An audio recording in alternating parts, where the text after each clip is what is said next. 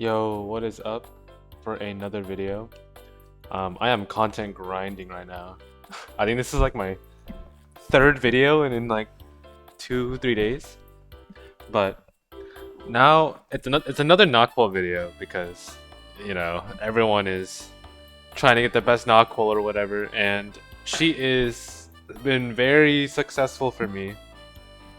And I kind of want to talk about what makes her good, uh, how to run her in a cleave comp, um, just pretty much it's gonna be very similar in structure to that Zio cleave video that I made, where I shared like the tips on how to use him in RTA, and I'm gonna be doing something very similar with Nahkwol. So I'm just gonna go straight into it.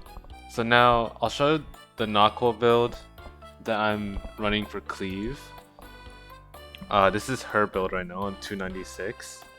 Though this is only temporary. I'm gonna swap it back later down the road because my RAN is at the cost of my RAN. But this build has been working phenomenally for me in RTA.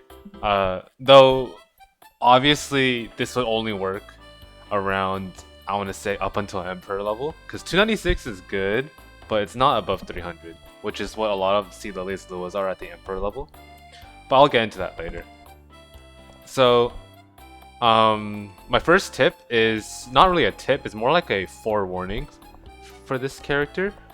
If you're trying to use her in a cleave setting, remember, strictly in a cleave setting, then you need to make her extremely fast. Like, when I mean fast, I mean like you need like a 316 speed RAN to be able to make a cleave Nahkwol work. Like, you need to give that kind of gear to her. So her playstyle is very, very restrictive to maybe, I want to say, like Emperor plus Whales that can have a 300 plus Nahkwol. Because if you're running her in Cleave, she needs to be at least 300. Otherwise, you're just gonna get outsped and die. And I would say that's the main difference between Nahkwol and Cleave Nahkwol is aggro Nahkwol can run around, I want to say, you can get away with around 280-ish on Guiding Light, but Cleave, no, you need to be 300 plus. It's because in a Cleave Nahkwol, you want to run her own artifact. That's the main reason why. So she needs to be way faster. So, the second tip, I just mentioned it, but yeah, the main difference between the two is that the Cleave Nahkwol runs her own arty and aggro runs Guiding Light, and then there's like I want to say like a 20 to 30 speed difference between the two, and obviously the team comps are different too. So in an aggro Nahkwol team, you're picking stuff like Lua, Nahkwol, Steny, FCC, DJB, Savior Adin, Moon Bunny, stuff like that, right? In a Cleave Nahkwol setting, you're picking stuff like Nahkwol, Zio, Ran, Summertime, Requiem Rwana, Commander Pavel, Jacko, that type of comp. That's the main difference. One tries to play the long run with Guideline and keep perpetually sailing stuff, while the Cleave version is you're trying to end the game as fast as possible. I mean, that's like the difference between aggro and Cleave, but a lot of people, they don't know how to visualize that in terms of what units can do each of those roles. So that's the main difference. So now I want to talk about pre-bans. Let's go into my RTA history here. So if you're cleaving with Nahkwol, you want to pre-ban Savior Adin and Belian. And why Belian is, well, Belian's obvious. If you're cleaving, you have to ban Belian. Otherwise, because like a lot of the cleave revolves around Zio, and Zio holds book, so you want to be able to soul burn your openers.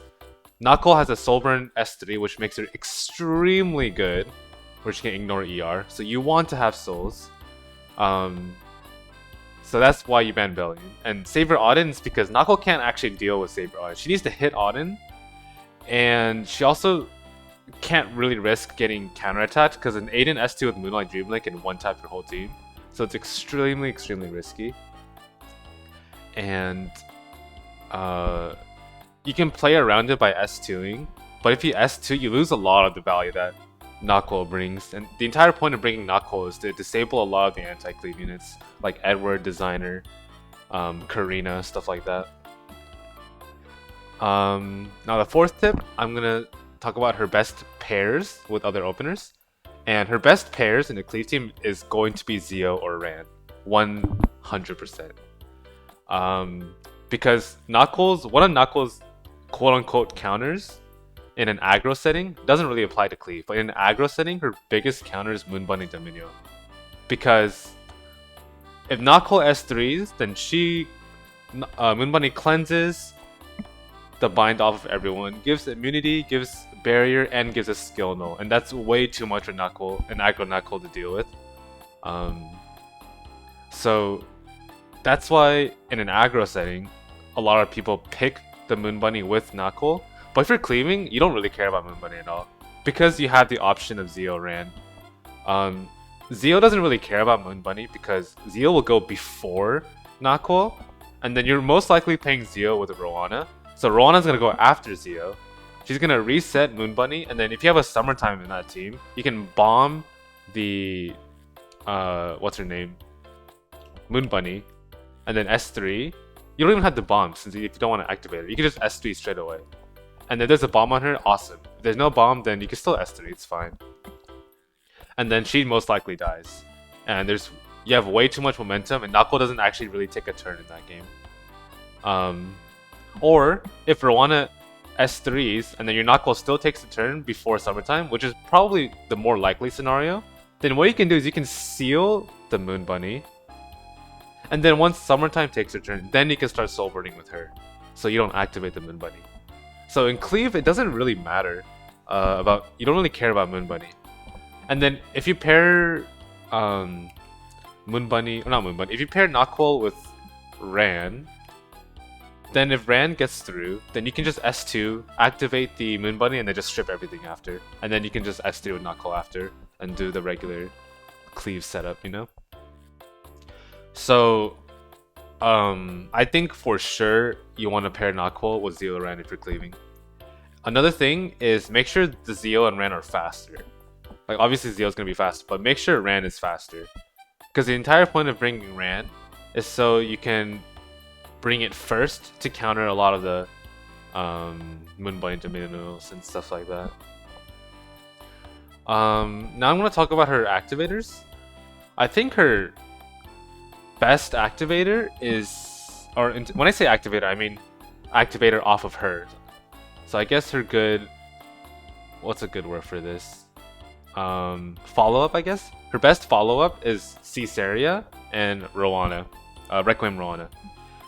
And Caesarea is the best one, in my opinion, because Caesarea, she does well against a lot of the stuff that Nahkwol struggles against. So Nahkwol, she struggles against evasion and blue units. So she struggles into stuff like Savior Adin. She struggles into stuff like Karina, into what's the name? Redmond Violet, Green Violet. A lot of these evasion units where she has to hit to be able to land debuffs. And Summertime, she doesn't really care about that, actually. She could just hit the evasion and land a bomb, and it's like, whatever, right? On the flip side, Nahkwol struggles against... Not Nahkwol, what am I saying? Caesarea struggles against Edward, Designer, stuff that cleanses, counter-attackers like Landy, like Rem, right? But Nahkwol doesn't really care about any of this, because if she binds them and then seals them, well, if you bind them, then they can't counterattack, and if you seal them, then they can't cleanse. So a good little, like a nice little trick you can do is if you have a team of Nahkwol, Zio, Rowana, and Summertime, for example. So let's say they have Edward, right? So Zio S3s, Rowana goes, she S3s, that activates Summertime, and let's say Summertime lands a bomb on Ed. If Summertime lands a bomb on Ed, you can actually S3 with Nahkwol, and the bind is gonna stick, because Edward's gonna cleanse off the bomb, not the bind. And if bind sticks, that means you can seal Edward, and he won't be able to E anymore, and then Summertime can do anything she wants versus Designer and Ed, and all of these anti-cleave cleansers that deal with summertime, like all the counter-attackers and stuff, because they're all binded and sealed. And so that's a team that I really, really enjoy doing. Another variation of that is running Jacko with Rowana and Nahkwol. Because if Rowana S3s and she lands, what's it called? Like, let's say Nahkwol S3s and then lands a defense break on the Edward, right? He'll cleanse off the bind, but if Rowana goes and she S3s and she lands a stun on the Ed from Jacko's debuff, then Ed can't do anything, right? She can't EE. And then Jacko can like do whatever she wants. That's like another option you can do. Her other good activators are stuff like Commander Pavel, but that's only if you have a 100% crit chance on Nahkwol. My Nahkwol currently has like 50 crit rate, I want to say. So it's not that. Yeah, I can't run C Pavel with her, but if you have a 100% crit chance, then you can definitely run a C Pavel comp with Nahkwol, because if you run her own Artie and you defense break everything, and then you S2 and Commander Pavel S2s, he's gonna kill everything. That's like the freest win of your life. Other combos is Jacko, as I previously mentioned. Astromancer, this is versus ML Landy. This is like more of a failsafe. So if you think that they're gonna ban your Nahkwol because Nahkwol shits on ML Landy, then you can bring Astromancer as a failsafe. So that way you don't have to worry about banning Landy, because those two can take care of Landy by themselves. So if they ban Nahkwol, if they ban Astromancer, Landy's still doing nothing. And the last one is Euphine. This is kind of outdated one, but it's something that you can run where you can S3, S1, and get the silence off, and that'll push up Euphine. So that's not a bad option, but obviously that's a little bit outdated. So now the next tip is, obviously we want to run our own Artie, because we're cleaving, and being able to defense break on everybody, or a potential chance of defense break, is huge. It's huge. Like, if you're able to defense break the whole team, and they have bind, like, they can't cleanse it off. They can't, like, designer it. They can't Edward cleanse it, you know? All that bullshit. So if you're cleaving, you have to run an artifact. If you're running Guideline, then run a aggro Nahkwol team. Aggro Nahkwol is still good. Like, it's a lot easier to use in Nahkwol and aggro than in Cleave. 1,000,000%. But if you have the speed gear for it, then go for a Cleave route. It's a lot safer, I want to say, because if you have the speed gear for it, then you're taking turn 1, and then you just win if you take turn 1. Which brings me to my next point. Is she first pickable? If you're pairing Nahkwol with Zeo, I would pick Zeo first and then pick Nahkwol second, because if you're cleaving, you do not want them to take Zeo at all, because that would be very risky. So if you're pairing her with Zeo, then I would take up Zeo first and then Nahkwol second. If you're pairing her with Ran, then I would argue that you can pick Nahkwol first, because if you pick Nahkwol first, you can bait in Moon Bunny picks and stuff like that, and then Ran can just shit on those. So I would say it depends who you're choosing to pair with as your other opener. Which leads into the next point. Remember the 2 core rule. So what that is you want to have a pair of 2 cores. So what that means is you want to have a Nahkwol Cleave core and then a Zeo Cleave or Ran Cleave core. So, and then this is kind of similar to what I talked about in the Zeo video. You want to have those 2 cores kind of overlap. So if you pick Zeo Rowana, for example, and then you pick Nahkwol Summertime, the Rowana and Summertime, they kind of overlap, because Rowana can activate Summertime, and Summertime does go with Rowana because you can soul burn with her and stuff like that. And if they ban one side of one core, then you still have the other core to win the game. Plus, that other core's remaining member to help you cleave your team. So, for example, let's use that same example. If I pick Zeo Rowana as my first core, and then Nahkwol Summertime as my second core, and let's say they ban Ran, for example, right? So now I'm stuck with Nahkwol Summertime and Rowana. That's great for me. I can soul burn the Nahkwol. I can push back with Roana. I can start setting bombs and not have to worry about them cleansing or counterattacking because of the bind. So that's a really good core that you can choose to do. Because the picks overlap, right? So that's what I mean by the 2 core rule. Another example is like, let's say you have a 100% crit chance Nahkwol, C Pavel, a 100% crit chance Pera, and Astromancer. That's another example you can do.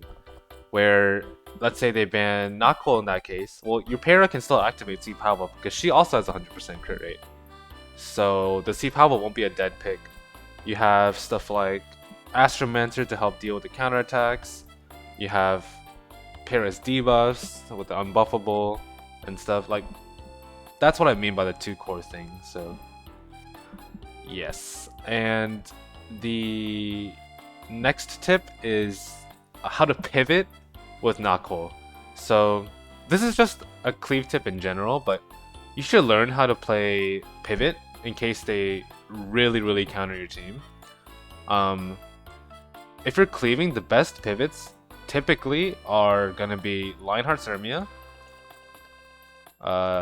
This is my Lionheart right now. She's not the best, but this Lionheart build works versus all the anti-cleave stuff. Like, I haven't lost a game yet with Lionheart when I picked her and then she gets through. She's amazing. The other anchor is Arya.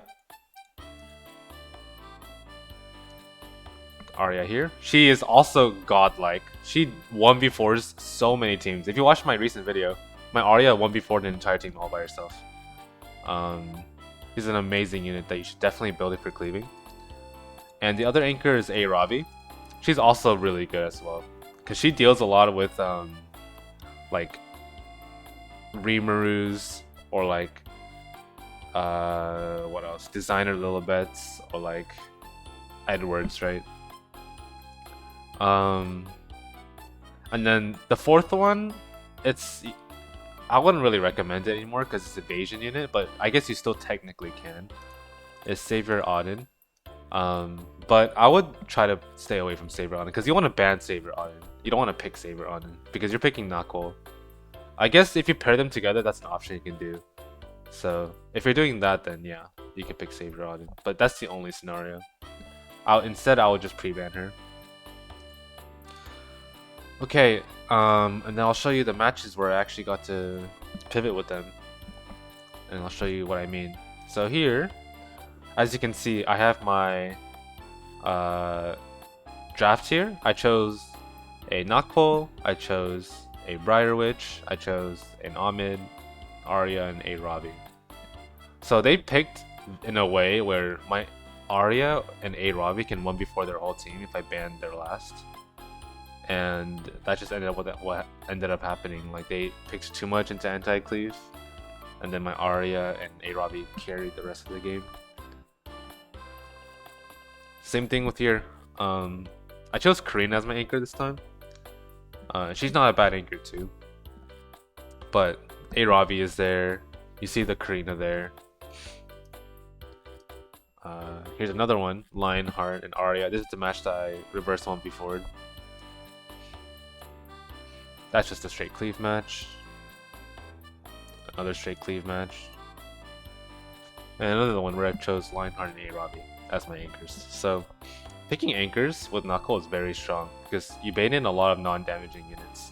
You can just pick Lionheart and a Ravi and just solo everybody. So yeah, and obviously you want to save those picks 4 and 5. So if they ban one of them, the other one gets through and then you just win. Now, last tip is going to be just my personal ratings or opinions about her. How do I think, do I think she's worth building for Cleave? And this is going to be very, very specific. So this is probably going to be the most important one because this tip is going to pretty much say whether or not you should invest the gear for her. So let's start with the first question. Are you a cleaver? Yes or no? If you're not a cleaver, then just ignore everything that I said in this video. If you're an aggro player, if you're a standard player, just forget everything I said. It doesn't really matter what I said about you. about her in this video. Just put her on Guiding Light, run her with the team that I said earlier, and you can get it with like a 281. But if you're a cleaver, then here's the next question. Do you have at least, can you make a 300 speed opener on Nahkwol while also having a faster opener on top? So in my example, I can't, but 296 is close to 300, right? So it kind of works for me. So in my example, my Nahkwol is 296 and my Ran is faster. Are you able to do something like that? If you can, then great. We can move on to the next question. If you can't, then I would stick to Zeo Ran cleaving. It's a lot safer for you, and you won't lose to Luas and Sea Liliuses and stuff like that. So, if you're able to make a 300 Nahkwol with a 310 Ran or something, then next question. Do you have a plus 30 over artifact? We're getting to real whale territory here, but it's important. If you have a plus 30 over artifact, then at that point, I would just say run a Nahkwol cleave team as your main cleave team. Because she will destroy all the anti-cleave players for you for free. But you need to satisfy those 3 questions where you're a cleaver, you have the 2 300 plus openers, and you have her artifact at max level. Because her artifact at max level, I think it's a 50% chance. Yeah, 50% chance, which is a lot. Like, that's like on average, you're gonna be defense breaking 2 of the units, right? But if you don't have this level 30, then it's only like 30 to 40%. That's pretty inconsistent. So I would, like, she kind of needs a plus 30 artifact for cleaving. And this, remember, this is just for like Emperor level. Like if you're like Champion level, then you can get away with a 295-ish Nahkwol, similar to what I have right now. And you can get with a 300 Rand or something, and it'll work for you probably. But if you have the gear, like how I mentioned earlier, then she is the best opener for Cleave, hands down. She is the best opener if you have the speed gear for it. And if you unfortunately have like you can only make like a 290 Nahkwol, 280 Nahkwol, like I mentioned, it's okay. It's hard to get insane speed gear, right? That's what everyone's trying to do. Just run her with Guiding Light. It works just as well. And it's honestly like a lot safer because you don't have to, like, if you're an aggro player, it's a lot easier to pivot out than if you're cleaving, right? The Nahkwol thing only really works if you have insane speed gear, so it's okay if you have like a 280, 291. Just run her with Guiding Light. It'll be all a-okay. And I think that is it.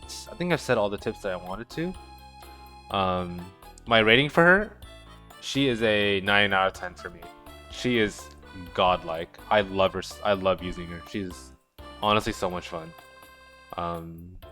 Yeah, I don't have to ban Landy anymore because of this unit, so it's great. But yeah, I hope you learned something from this video. And I will see you in the next one. I don't know what I'll do, maybe another RTA video, but this is a small Nahkwol cleave tip video, and I hope you enjoyed. See ya!